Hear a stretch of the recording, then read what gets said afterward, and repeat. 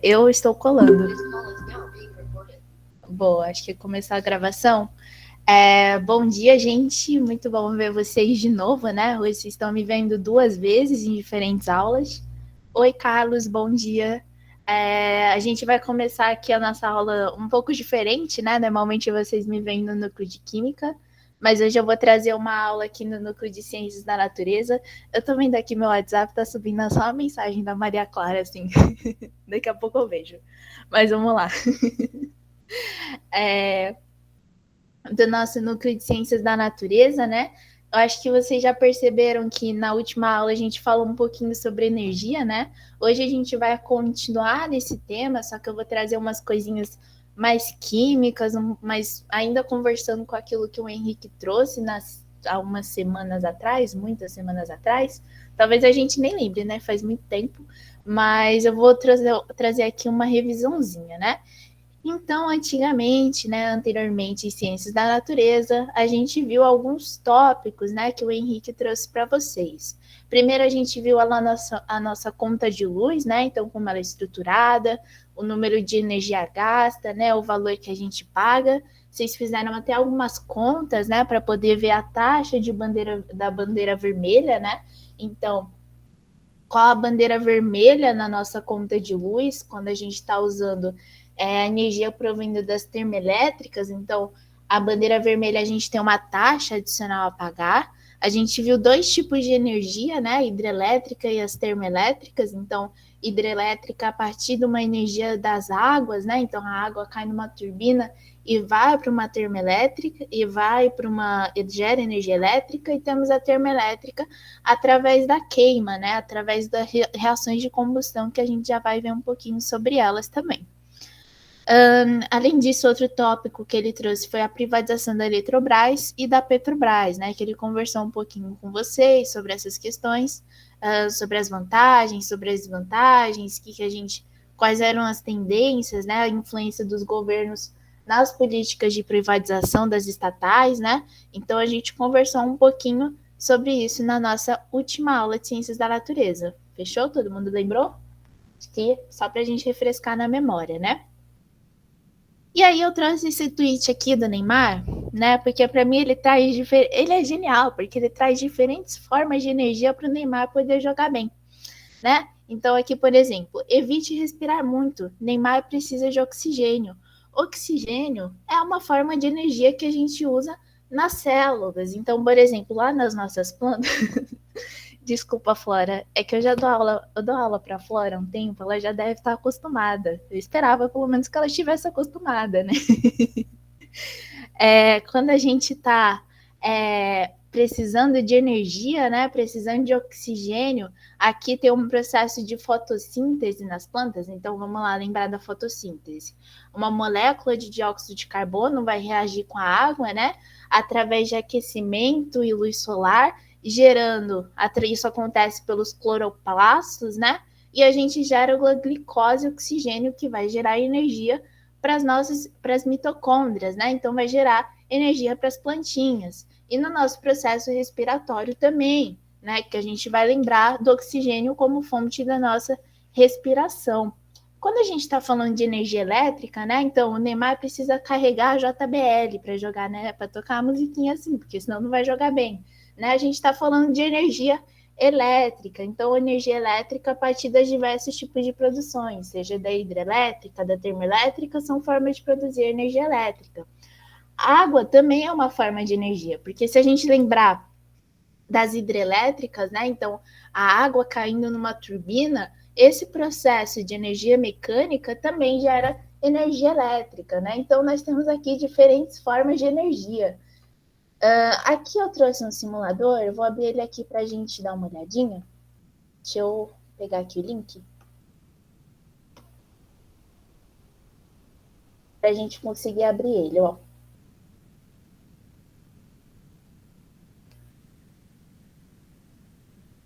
Se ele carregar, né? Não vai me deixar na mão, né? Bom, eu vou deixar ele carregando aqui. Olha, eu recebendo boicote, gente. Ah, foi. Bom, eu vou abrir aqui um sistema para a gente dar uma olhadinha, ó. Aqui eu tenho um negócio muito legal. Vocês podem até, eu vou passar o link para vocês depois, que vocês podem brincar com ele, porque são formas da gente gerar energia, né? E existem as diferentes formas de energia. Então vou tirar aqui um humano, porque para mim colocar humano para produzir energia elétrica é algo meio não dá, né? Não dá para a gente colocar várias pessoas correndo na bicicleta para gerar energia elétrica. Mas aqui a água, por exemplo, quando a gente vê, ela está aqui caindo, né, através de uma turbina, está gerando essa turbina. Isso aqui vai gerar energia mecânica, né? Então aqui a gente tem um processo de conversão da energia potencial, né, para energia cinética, energia mecânica em geral, né? Vai passar por um gerador que vai transformar em energia elétrica. Essa energia elétrica passa para a água, aquece ela e ela se forma em forma de energia térmica, né? Se a gente tivesse aqui uma lâmpada, por exemplo, então a energia provinda das hidrelétricas, né? Normalmente eu tenho a água caindo, passa por um gerador e forma essa energia elétrica. Então, não sei se vocês já pegaram a lâmpada, né? Tava um pouquinho aquecida, um pouquinho quente, e é justamente porque aqui a gente tem a conversão, né? Vocês podem ver que tem esse vermelhinho, né, que sai da lâmpada em forma de energia térmica. Tem energia luminosa, tanto é que a lâmpada acende, mas a gente também tem no bulbo essa geração de energia térmica, né? Então vocês têm diferentes formas de conversão de energia. Quando a gente tem, por exemplo, o sol, energia do sol, e a gente consegue uma placa solar, de novo, a gente tem essa emissão de energia luminosa, energia que vem do sol, passa pelas placas solares que fazem essa conversão em energia elétrica, né? E passa para a nossa lâmpada, formando a energia luminosa. E é também a energia térmica que a gente viu que forma aqui, certo? Então, essas são diferentes formas de energia. Vocês podem até brincar depois, colocar, sei lá, um ventilador aqui e ver os processos, mas todas elas envolvem processos de conversão de energia, certo? Tudo bem? Tudo bem até aqui, gente? Alguém tem alguma dúvida?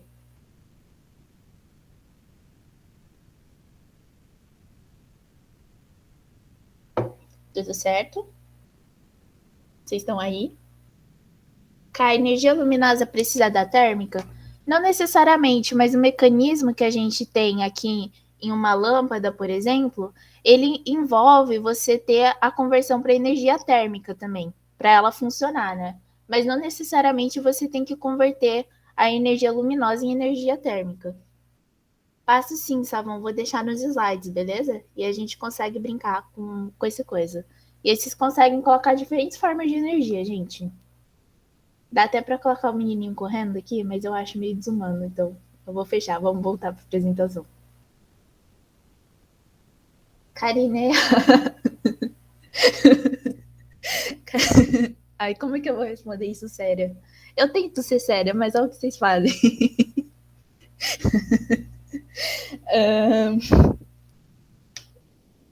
Eu não sei o que responder. É porque eu não sei o que responder, porque eu faria a mesma coisa com a minha irmã, né? Tenta aí, conta pra gente lá no grupo. Vamos lá.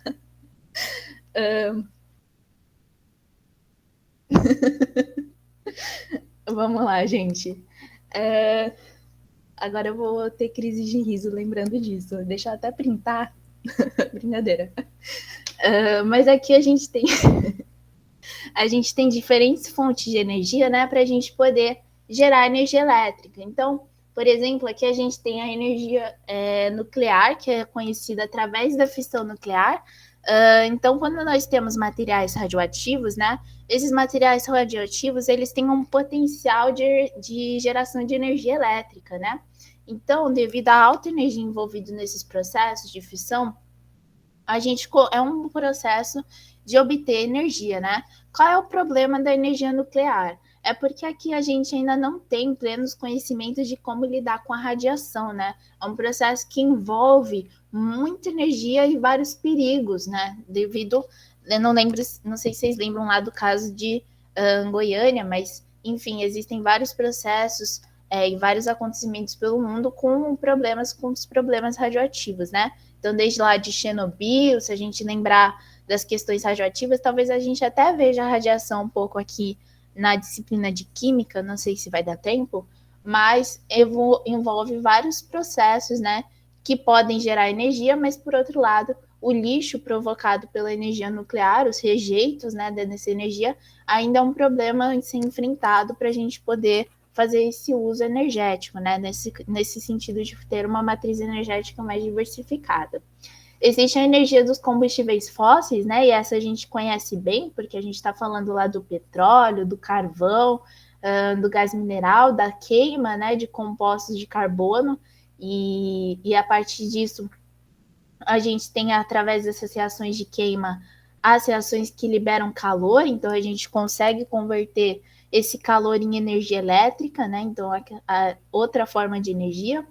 Temos a energia eólica, né, que é a energia através dos ventos. Então, a força do vento faz um gerador você gerar energia elétrica. Temos a energia solar, naquele simulador lá que eu mostrei para vocês, né?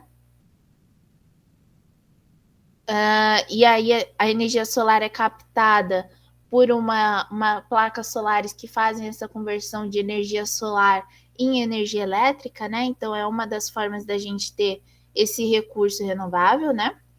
Nós temos a energia hidrelétrica, que é a queda d'água, né? Então a queda da água converte.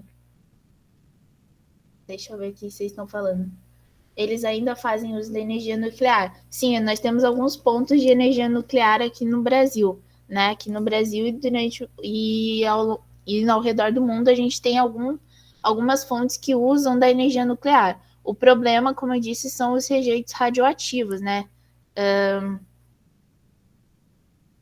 Exato. Né? O problema são os rejeitos radioativos, porque o descarte é, é meio complicado, né? Exige algumas normas de segurança que, enfim, que não permite a gente usar toda a nossa usar a nossa matriz energética inteiramente com energia nuclear, né? Envolve algumas polêmicas, alguns processos. Nós temos a energia hidrelétrica, né? Que eu falei para vocês que é a queda d'água em um gerador, em uma turbina, né? Que vai ter um gerador de energia elétrica, e a biomassa que também vai estar é, vai estar envolvida em processo de queima, né? Então a gente vai ter a geração de calor para conversão em energia elétrica. Mas as termoelétricas são tão ruins assim? Primeiro a gente tem que pensar nessa queima aqui de combustíveis fósseis, né? Se a gente pensar lá na Revolução Industrial, né? Hoje eu dei aula de Química, Ciências da Natureza e agora História, né? Mas vamos lá. Quando a gente pensa na Revolução Industrial, a gente vai lembrar lá que a característica era você ter a queima, né, do carbono para você, do carvão mineral, para você poder ter a geração de energia elétrica através do calor, né? E essas reações de queima hoje elas acontecem através de outros derivados do carbono, como o petróleo, a mistura dos hidrocarbonetos, que a gente já conversou nas aulas de química, né? E esses processos de reações de combustão sempre vão envolver de uma combustão completa, né? Sempre vão envolver uma queima de oxigênio, gerando gás carbônico, que é quem a gente vai falar daqui a pouquinho, com água e liberando calor. Esse calor é convertido em energia elétrica, né? Aqui eu coloquei um exemplo hipotético, mas isso pode ser substituído por gasolina, diesel, biomassa, né? E diferentes processos para você conseguir gerar calor, beleza? Então aqui envolve uma reação de combustão. Esse dióxido de carbono, né, se a gente lembrar lá das aulas de química, ele tem algumas propriedades interessantes, né? Aqui é a estrutura da molécula, né? Então eu tenho um átomo de carbono fazendo ligações covalentes, né, com dois átomos de oxigênio. Aqui eu tenho os pares desemparelhados, né, nos oxigênios, então pares de elétrons livres.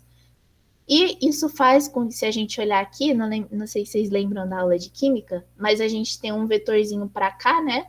E um vetorzinho para cá. Então, essa molécula, se ela tem um vetor para cá, um vetor para cá, a gente exclui esses dois vetores, o momento de dipolo dela é igual a zero. E vocês lembram o que é um momento de dipolo igual a zero? Vocês lembram da aula de química? Comecei aqui o interrogatório. Eu que dei essa aula, hein? Vocês lembram o que resulta em uma... Letícia, quando a gente tem um momento de dipolo igual a zero, vamos relembrar então. A gente tem uma molécula apolar, lembra? Então quer dizer que se você tem os vetores, eles se anulam em direção ao átomo mais eletronegativo, você tem uma molécula apolar. Caso eles não se anulem, você tem uma molécula polar, beleza? Então, no caso do gás carbônico, a gente tem uma molécula polar, e a consequência de moléculas apolares é que a gente tinha forças do tipo de polo induzido e de polo induzido, né?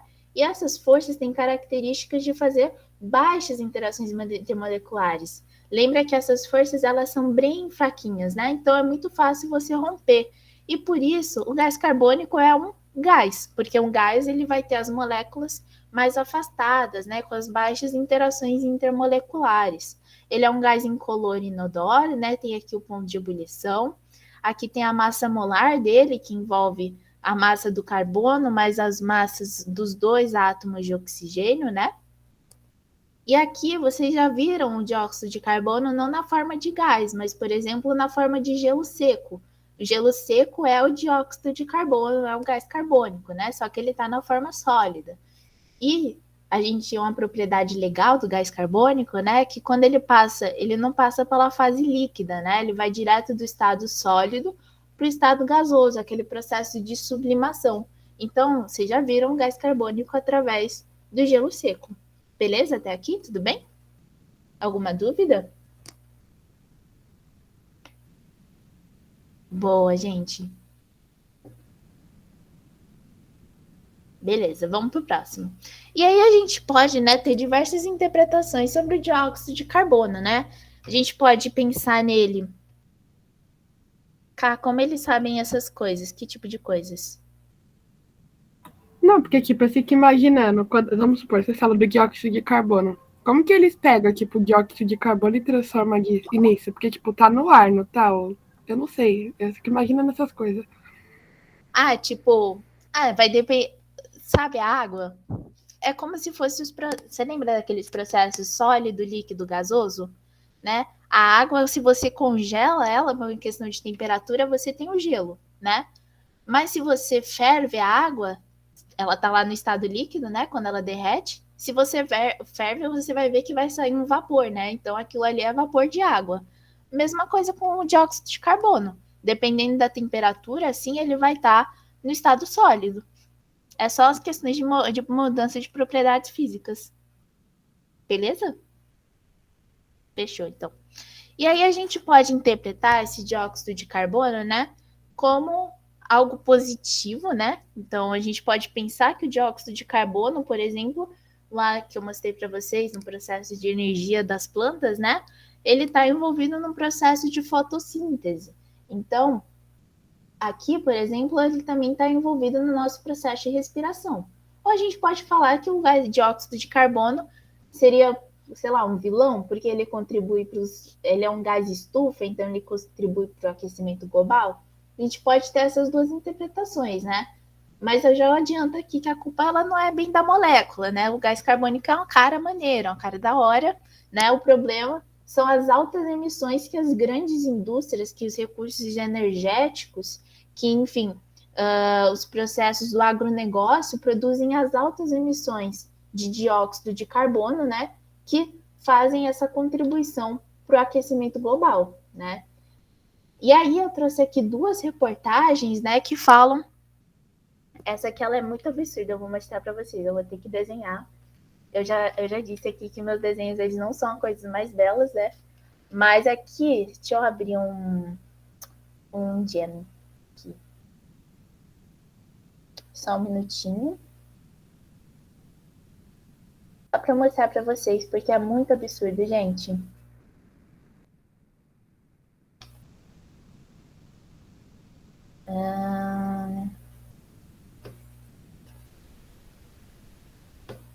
Deixa eu fazer a apresentação.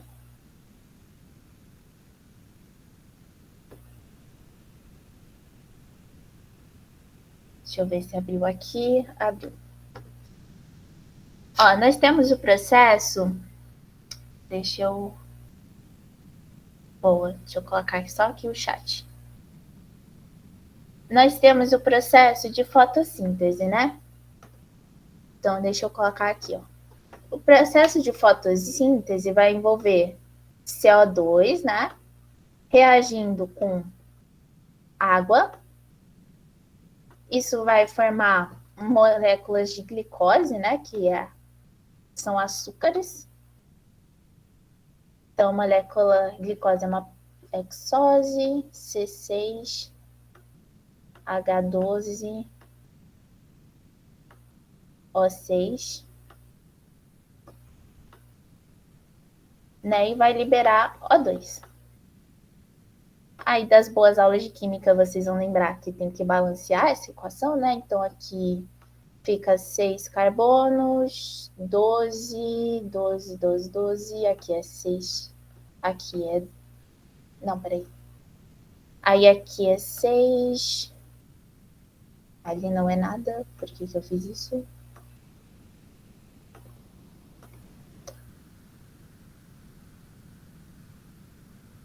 Né? E ali é 6 também. Bom, a gente fez aqui o balanceamento, né? Então, eu tenho aqui 12 moléculas mais 6, 18, 18, 6, 12 oxigênios mais 6, 18, tá balanceada, né? O que acontece? Aqui a gente tem um equilíbrio químico, né? Nessa reação da glicose. A gente pode pensá-la como um equilíbrio químico, por exemplo. As árvores, elas estão recebendo tanto dióxido de carbono, né? Essas emissões elas estão altas na floresta amazônica, né? Então isso aqui está mais alta. Só que o que aconteceu em alguns meses do ano? Os índices pluviométricos, então, o índice de chuvas, né, não estava tão alto, que fazia com que essa quantidade de água ela tivesse reduzida, né? Estou mostrando isso para vocês em uma equação porque eu acho que fica mais fácil. Caso a gente tivesse uma maior tendência, né, de produção de CO2, né, o que era esperado é que a gente formasse cada vez mais moléculas de glicose, o que seria bom para a alimentação das plantas, né? Então a gente teria mais moléculas de glicose. O que acontece é que devido aos índices baixos de chuvas, né? Então não está chovendo muito, não tem muita água disponível, acaba que isso daqui fica limitado pela água, né? Devido ao excesso de gás carbônico. Então, isso aqui está limitado. O que acontece? Quando as plantas absorvem, né? Elas absorvem até certo limite, mas aí essa quantidade de CO2 não consegue ser totalmente convertida para a glicose. Então, quando a gente para isso daqui, né? Fica um excesso de CO2 na floresta amazônica, né? Porque não consegue se fazer essa conversão para glicose. Então, a gente não consegue com que essa reação vá nesse sentido. Então, o excesso de CO2 fica na floresta. E aí, deixa eu fechar isso daqui. Vou voltar lá para a reportagem para a gente dar uma olhada de novo.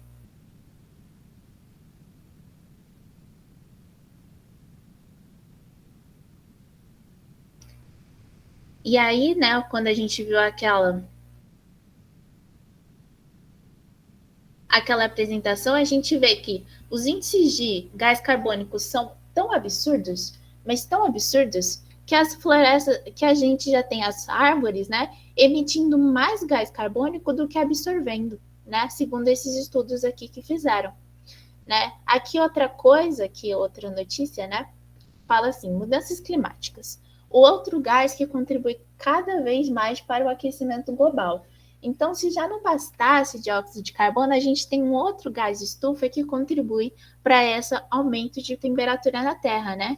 Que é o gás metano. O gás metano... Peraí, gente, eu só beber água.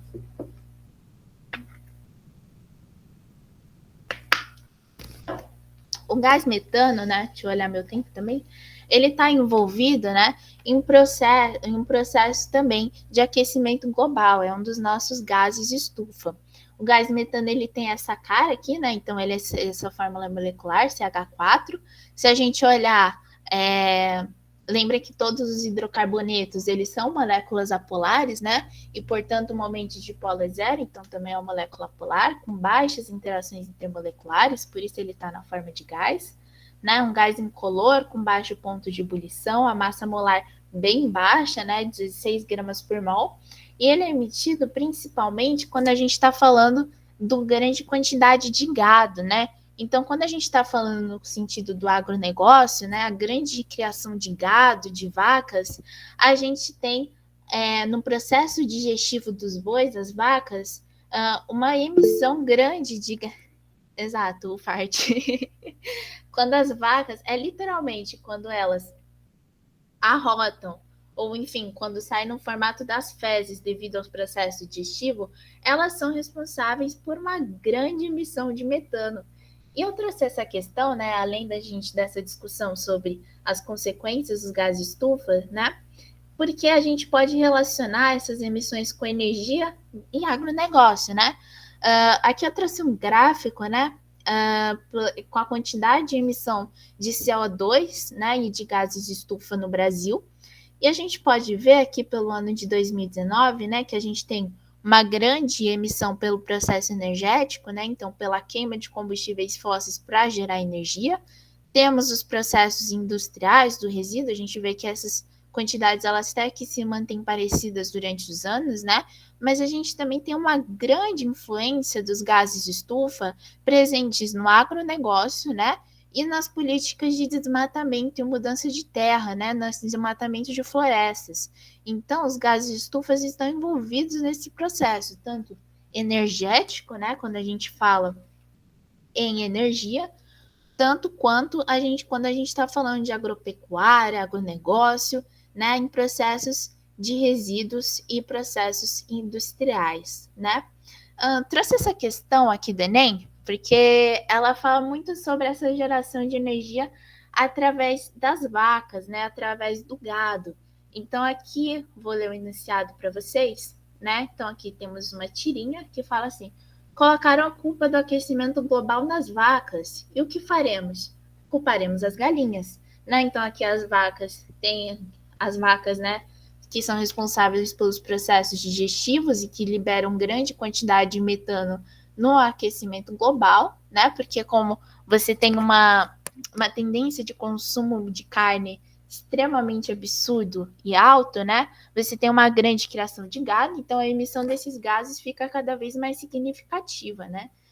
Então, de acordo com o relatório A Grande Sombra da Pecuária, feito pela Organização das Nações Unidas para a Agricultura e Alimentação, o gado é responsável por cerca de 18% do aquecimento global, uma contribuição maior que a do setor de transportes. Então, a criação de gado em larga escala contribui para o aquecimento global por meio da emissão de. Então, aqui a gente tem várias alternativas, né? Acho que eu já dei meio que a resposta para vocês, falando do processo digestivo, né? Que o metano durante o processo digestivo é o responsável por aquecimento global, é um dos gases de estufa, né? E as outras opções elas não poderiam ser, porque quando a gente está falando de dióxido de enxofre, né, durante o consumo de pastagens, primeira coisa é que quando eles estão falando de gado e aquecimento global, normalmente é metano durante o processo de digestão, né?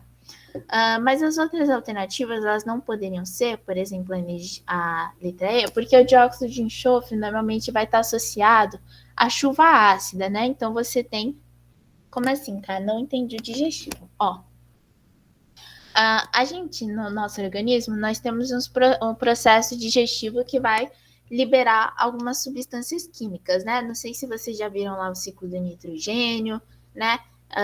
Acho que a Isa já deve, não sei se a Isa, o pessoal de bio, já falou com vocês sobre o nosso processo digestivo, né?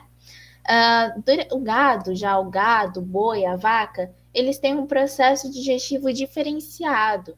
E esse processo digestivo envolve a excreção de fezes, ou enfim, arrotos, ou outras coisas, em que você libera uma grande quantidade de metano, né? E esse metano é um dos gases de estufa. Então, quando você tem uma grande quantidade de gado, como esse processo digestivo envolve a liberação de metano, quanto mais gado você tem, mais liberação de metano você tem. Principalmente os gados na questão agropecuária, né? Porque você, para o gado, enfim, ficar gordo, para poder dar a grande quantidade de soja que é fornecida. Mas aí o que você pode fazer, porque eles precisam comer, né? Então, eles precisam comer. Só que a criação de gado, ela é tão no sentido, né, de uma alimentação extremamente com o objetivo de deixar o gado gordo, né? Então você tem uma maior, literalmente, um maior volume de carne, né? Que você vai ter, né, um aumento desse processo digestivo e das emissões de metano. E também a gente pode falar em volume de gado, né? Se você tem um alto consumo de carne, você tem que criar uma quantidade de gado maior. Então você faz o gado basicamente procriar para você ter uma maior quantidade de carne e, consequentemente, você aumenta a sua população para poder gerar a indústria da carne. E a partir disso você tem uma maior liberação de metano. Entendeu? Aí que mora o problema, porque a gente tem, né, a questão realmente, eles precisam se alimentar, eles precisam comer. O problema é quando a gente está falando em excessos, né? Quando a gente está falando em uma população desenfreada para poder sustentar o mercado da carne, e sem o gado não haveria o canal do boi. Exato. E aqui a gente tem, exato, o bife contra filé. Boa, gente. Calma, eu não sei se eu quero que você continue falando no chat, porque eu lembro que você querendo usar o seu irmão para poder gerar energia. Aí eu começo a rir sozinha, mas vamos lá.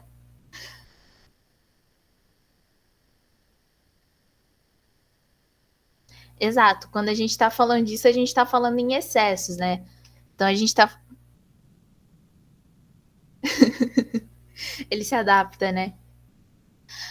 Boa, gente. Vou continuar aqui, tá bom? Então, quando a gente está falando dos outros gases, né? Aqui o clorofluorcarbono não podia ser, porque aqui só tá associado não ao aquecimento global, mas à quebra, ao fim da camada de ozônio, né? A destruição da camada de ozônio, então não poderia ser opção. O óxido nitroso ele está envolvido nos processos de rumificação e respiratório, mas não é ele que vai contribuir para esses gases de estufa, né? Quando a gente está falando de gás de estufa, normalmente é sempre o metano e o gás carbônico. O óxido nitroso vai estar envolvido mais no processo da destruição da camada de ozônio também.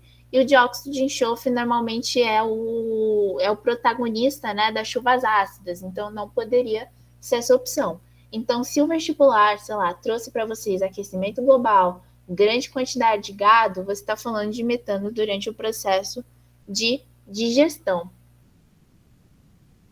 Boa? Cara, eu sei que pode ser uma pergunta meio idiota, mas eles só comem isso? Tipo soja e essas coisas? Eu não sei a fundo sobre a alimentação dos bois, mas a princípio é através do pasto, né? Mas de qualquer forma, qualquer processo digestivo envolve a geração de metano. Não, porque o metano ele é liberado através do processo digestivo, né? Então, do produto né, deixa eu só olhar o horário, gente. O produto disso sempre vai ser o metano. Então, a alimentação desenfreada dos bois e a grande quantidade populacional de bois que vai contribuir para o metano. Entendeu? Boa, gente. Vou seguir então. E aí, aqui eu trouxe algumas falas, né, do Ernesto de Araújo, nosso ex-chanceler, né, que ele estava lá, e aí ele falou, né, fui a Roma e estava frio, né, negando o aquecimento global ou falando que não tem a ver com o agronegócio, né, o que essas reportagens trazem. O que não, meu Deus, o que não é verdade, né, porque a gente sabe que estar frio não quer dizer uma consequência de não ter aquecimento global. Quando a gente fala de frio ou calor, a gente está falando de momentos do tempo, né? A gente não está falando do clima, no caso. A Laura Geografia está aí, talvez eu esteja falando algo totalmente errado, né?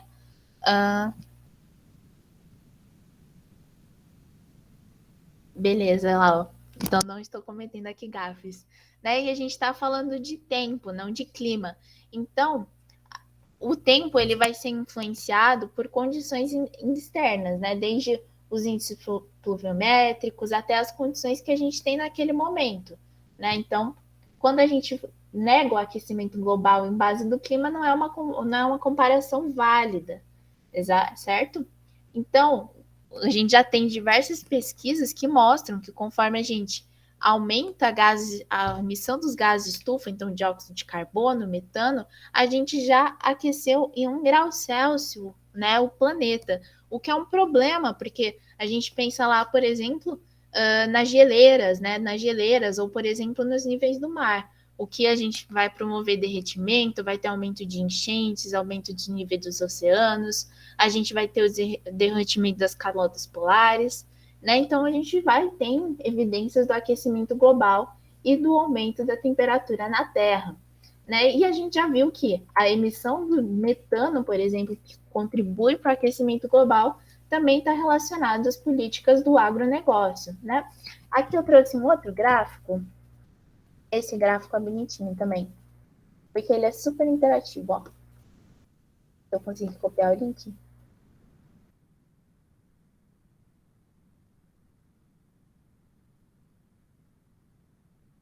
Não, eu já desisti. Tipo, se eu vou sair em São Paulo, eu tenho que levar na bolsa o guarda-chuva, a proteção para o granizo, um protetor solar, uma blusa, porque o clima ele muda desesperadamente, né? Que não é o que a gente, o ideal. Aqui eu tenho um gráfico, né? Ele é bem interativo, que ele mostra as maiores emissões, né, dos gases de estufa. Aqui a gente tem a China, né, como maior produtora dos gases de estufa, vai estar relacionado principalmente ao setor de energia, a indústria, a agricultura. Aqui os Estados Unidos, né, que vai ter o processo de energia, agricultura, enfim, desperdício, indústrias, né? A União Europeia, a Índia, a Rússia, o Japão e o Brasil, né? Uma tendência que eu queria mostrar para vocês aqui é que quando a gente fala de emissão de gases de estufa, né? Pensando aqui na China, por exemplo, a gente vê que a energia é a maior responsável por essas emissões. Quando a gente pensa nos Estados Unidos, energia responsável por maiores emissões. A mesma coisa na União Europeia, a mesma coisa na Índia, a mesma coisa Rússia, Japão. Vê que a energia tem um papel discrepante na produção de gases de estufa. Já aqui no Brasil, a tendência é outra, né? Porque aqui essa emissão ela é dividida entre a agricultura, né? Referente ao agronegócio, e também as questões energéticas. Então, é basicamente, ó, por exemplo, aqui é 1% de todos os gases, a emissão de todos os gases de estufa ao redor do mundo, é responsável pela agricultura no Brasil. Enquanto a energia, né, é 1,1. Então, a gente tem uma diferença de 0,1, o que vai contra a tendência nos outros países que a gente tinha uma discrepância energética na produção de gases de estufa, né? Então, aqui a gente vê um protagonismo do agronegócio também na emissão desses gases que afetam o efeito estufa. Né? Depois eu vou passar o link desse gráfico também para vocês, porque ele também tem várias interatividades. Vocês podem ver aqui outros países também, qual a influência dos setores, né, dos setores de energia, de agricultura, para a geração desses gases.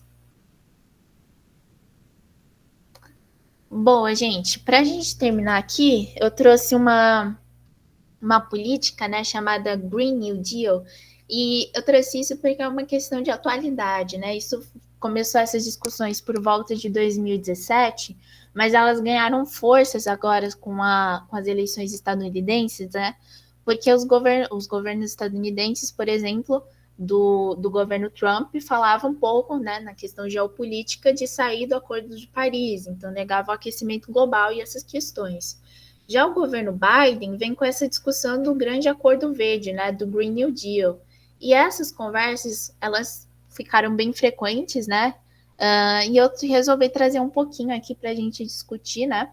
A princípio, o Grande Acordo Verde é um conjunto de medidas, né, para a gente poder diminuir as emissões de dióxido de carbono pelo mundo.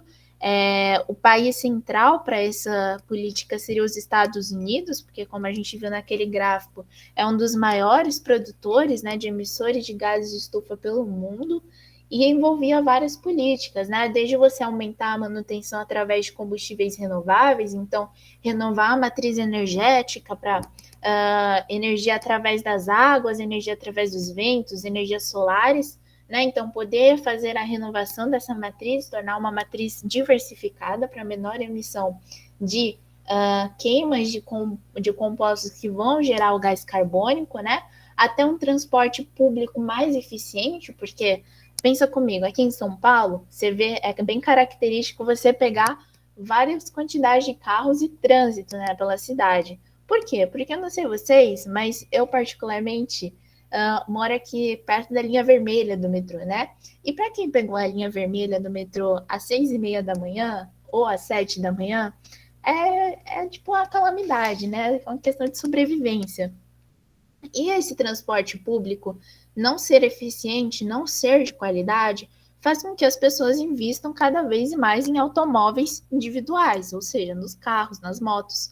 E o processo de combustíveis desses carros envolve a questão dos combustíveis. Então, se você investe em um transporte público mais eficiente, de maior qualidade, você tem a redução desses automóveis, né? E consegue menores emissões de gás carbônico e, consequentemente, você tem políticas mais renováveis, mais verdes, né? Além da diminuição dos gastos energéticos, né? Então, pensar, por exemplo, nós vivemos em um mundo extremamente consumista, né? Então, as leis de consumo obrigam que a gente produza cada vez mais e, consequentemente, produza mais gases de estufas, produza cada vez mais dióxido de carbono, e a partir disso você tem, né, mais emissões que também contribuem para a carbonização no mundo, né? Além de políticas com agronegócio, então conversar sobre o desmatamento das emissões de carbono, né? Propostas de diminuição para você, enfim, fiscalizar melhor as áreas, né? As áreas verdes para evitar o desmatamento e combater as grandes emissões de metano devido à população desenfreada de bois e essas coisas, né? E eu trouxe aqui implicações para o Brasil. Por quê? Porque a gente viu ali que o Brasil é um dos maiores 10 maiores emissores de metano e de gás carbônico. E por isso que é interessante que a gente pense alternativas de acordo verde, né, que isso entre em discussão, para a gente promover questões de descarbonização aqui no Brasil. Porque senão a gente vê propostas, né, principalmente com políticas do atual governo, que vai contra, trouxe ali para vocês aquelas reportagens, por exemplo, falando contra o aquecimento global, mas é muito comum ver posicionamentos desse tipo aqui no Brasil, e por isso a gente tem que pensar cada vez mais nessas questões do Acordo Verde, na discussão de tornar o mundo menos descarbonizado. Então, pensar em alternativas energéticas, em alternativas de alimentação, investimento em educação, saúde, transporte público eficiente, porque todas essas questões vão estar relacionadas a esses poluentes, né? Bom, gente, eu acho que eu termino por aqui. Eu trouxe esses 2 vídeos também, vou deixar o link para vocês. Esse aqui tem por volta de 1 hora, mas ele é um professor da Universidade da Pensilvânia que ele vai falar do Green New Deal também, ou do o grande acordo verde. Deixa eu só ver uma coisa aqui. Boa. E aqui da Minga Ninja, né, esse vídeo, mas ele tem 1 hora de duração e ele fala um pouquinho mais sobre isso. E tem esse vídeo aqui da Sabrina do Tese 11, que é um pouquinho mais curtinho, mas também fala sobre isso. É uma forma mais resumida, mas também é bem interessante se vocês quiserem dar uma olhadinha. Aqui eu trouxe umas questões, mas a gente já encerrou o nosso tempo. Se vocês quiserem dar uma olhadinha nelas depois, também não tem problema, tá bom? E eu acho que eu encerro por aqui, gente. Alguém tem alguma dúvida? Quer comentar alguma coisa?